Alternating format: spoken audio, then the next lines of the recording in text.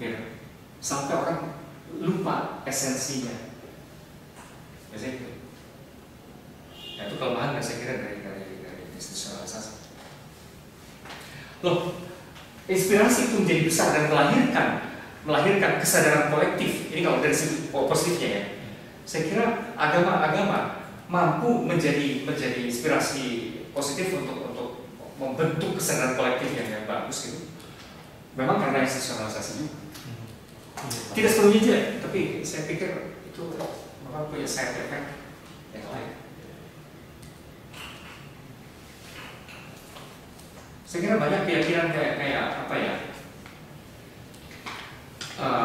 Kayak hak asasi manusia, kayak apa namanya, tendensi ke perdamaian segala macam itu diinspirasikan menjadi norma global. Itu kan karena inspirasi agama juga, bukan interaksi politis. Inspirasi agama, yang memang aspirasinya semua ke arah kedamaian atau apapun itu, penghargaan terhadap martabat manusia dan sebagainya itu, secara umum kan gitu. Maka kesadaran kolektif tentang martabat manusia misalnya itu terbentuk. Nah, itu adalah akibat positif dari institusi. Berbenturan dengan nilai budaya, Pak. Iya, benturan dengan nilai budaya. Ini menarik. Dan sampai hari ini pun itu masih menjadi persoalan gitu kan ya. Iya, saya nggak tahu ya bagaimana ya. Tergantung kita bagaimana kita melihat budaya itu. Sebenarnya kalau dilihat bahwa setiap sistem kebudayaan adalah percampuran, gitu kan? Betapapun ada unsur lokal genius dan segala macam itu, ada keautentikan lokal dan seterusnya, itu saya setuju.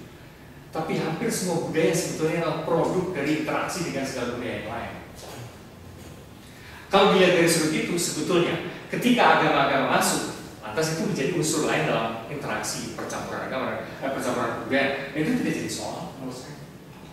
Sejauh masuknya itu tidak melalui kekerasan. Misalnya orang juga suka melihat sekarang itu percampuran budaya itu dalam kerangka dominasi atau hegemoni, terutama dalam rangka dominasi terutama. Bahwa misalnya kalau agama-agama itu lantas dilihat masuk mencampuri kebudayaan lokal dengan cara dominasi, artinya kekerasan fisik, ya barangkali itu jadi persoalan. Nah, itu menjadi persoalan di kasus kebudayaan India waktu itu pada zamannya Tonus. Saya kira kalau dengan cara itu memang menjadi ya sama dengan kayak penjajahan jadinya. Tapi sebetulnya kebudayaan itu selalu tadi merupakan produk percampuran dan interaksi dengan budaya yang lain. Hampir selalu seperti itu. Hanya secara damai, lewat interaksi natural sekali. Natural misalnya karena banyak kali kita mengalami misalnya kosakata dalam bahasa Indonesia tidak memadai untuk kepentingan ilmiah misalnya itu. Dengan cara itu kita mengambil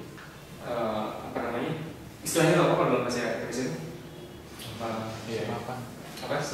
Menyerap kata-kata dari bahasa asing, entah itu bahasa Inggris, entah itu bahasa Belanda, dalam bidang hukum atau apa. Itu terjadi dengan baik-baik saja karena kepentingan kita, gitu kan? Dan pada kasus seperti itu tidak mesti dong dicurigai seakan-akan interaksi pemaksaan atau dan dalam banyak hal kayak bagaimana kita mengadopsi wayang segala macam itu kan ya, dari India, mengadopsi segala cerita Ramayana atau apapun melalui Hinduisme, itu nampaknya sih berjalan baik-baik saja melalui interaksi yang smooth. Dan itu menurut saya tidak jadi soal. Jadi soal kalau memang dengan strategi pemaksaan. Nah sekarang orang bicara tidak lagi dalam kerangka dominasi, tapi dalam kerangka hegemoni. Hegemoni itu semacam paksaan, tapi lebih persuasif tanpa kekerasan dan lebih halus gitu kan. Nah kalau itu sih, ini gini loh, orang-orang pergerakan itu selalu lantas, kita mesti mencurigai itu. Iya, tapi saya kira yang lebih penting lagi bukannya sok mencurigai hegemoni atau saya kira itu penting. mencurigai dan bahkan mendekonstruksi tendensi-tendensi manipulatif di balik hegemoni. Saya kira itu penting. Unmasking berbagai siasat tipuan dari budaya besar itu untuk masuk ke wilayah itu. Saya kira itu penting. Tapi sebetulnya lebih penting lagi mendidik diri kita sendiri untuk menjadi secanggih mereka juga, gitu. Satu contoh, orang suka bilang kita ini terhegemoni sekarang, terjajah, dalam arti terjajah, bukan secara fisik memang, tapi cara berpikir kita terhegemoni. Saya kira tidak cukup kita hanya mengeluh-ngeluh, berkeluh kesah begituan aja. Kalau Anda mau tidak terhegemoni misalnya oleh para pakar negara-negara maju, jadikan Anda sendiri pakar dong. Bikinlah buku-buku teoritis yang dobrakan-dobrakan baru sedemikian sehingga orang-orang di negara maju itu nanti berkiblat ke Anda, gitu kan. Itu saya kira lebih penting daripada menyalah-nyalahkan bahwa kita dijajah atau kita dikuasai, gitu. Seringkali yang saya kurang setujui dari para aktivis-aktivis yang memang mereka kritis, gitu. Kita hegemoni, so what? Emang mau diapain lagi? Dan kita juga susah menangkis balik itu. Atau kalau ekstrim ya kita mengisolasi diri aja kalau mau tidak dihegemoni, kan? Mengisolasi diri, tapi itu jadi penyolan yang luar biasa. Dengan ini bisa mengisolasi diri.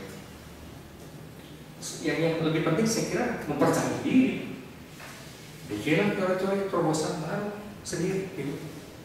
Sedemikian sehingga Anda yang jadi pemimpin.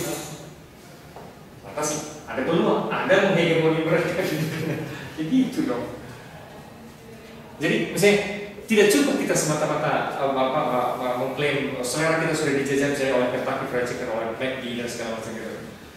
Ya bikinlah misalnya bobre atau apapun, gudeg gitu yang percanggihlah sampai jadi juga kita menerobos ke negara lain. Ya bikin gitu maksudnya. Daripada berkeluh kesah terus. Ya ini zaman dimana interaksi sudah tidak mungkin lagi ditolak. Ini kan situasi di mana tidak ada lagi pagar, ngapain? Mau pura-pura membuat membentengi diri dengan pagar, mengisolasi diri, kan bisa? Berlanjut seperti itu, kita berinteraksi dengan semua dan tidak ada pagar. Coba. Ya. Silakan. Apa lagi? Oh ya.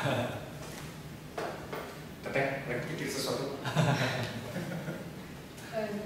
Sudah. Ini Pak, pertanyaan saya,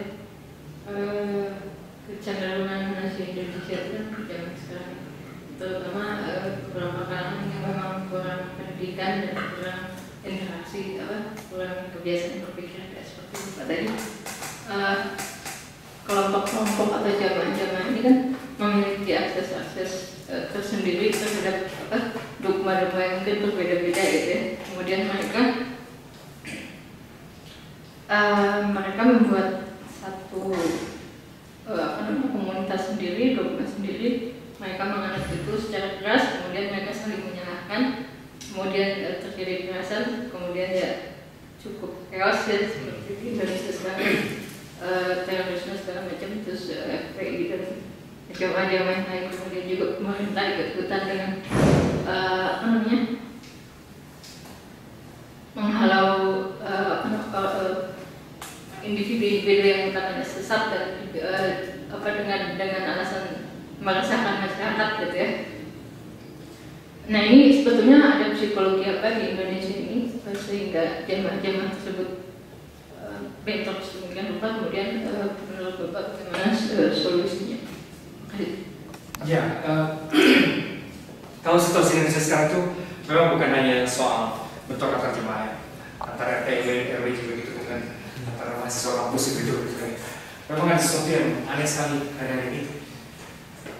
Situasinya memang harmoni, tapi dalam arti begini, bahwa di satu pihak kita itu mentalitasnya masih mentalitas patriarki atau paternalistik lah sebetulnya lebih tepatnya. Artinya menggantungkan diri pada pimpinan. Di satu pihak, mentalitas umumnya itu kan masih gitu. Kita membutuhkan kepastian kalau dalam dunia agama. Kita membutuhkan kepastian, dan itu dituntut dari suara ada semacam harapan dari suara dari atasan gitu kan. Mentalitas kita masih mentalitas paternalistik, akan tetapi kesadaran kita tiba-tiba, terutama setelah reformasi, orang menyadari kepengen menjadi individu gitu loh. Sebetulnya mentalitasnya yang behind itu masih mentalitas kawanan, dalam arti sangat berharap pada pikiran, tapi juga sangat berharap pada kekuatan massa, gitu kan. Karena kalau berani sendirian tuh enggak, gitu kan. Kalau sendirian juga nggak punya nyali sebenarnya. Nah, tapi di sisi lain ada mulai muncul meskipun embrional kesadaran bahwa kita kepengen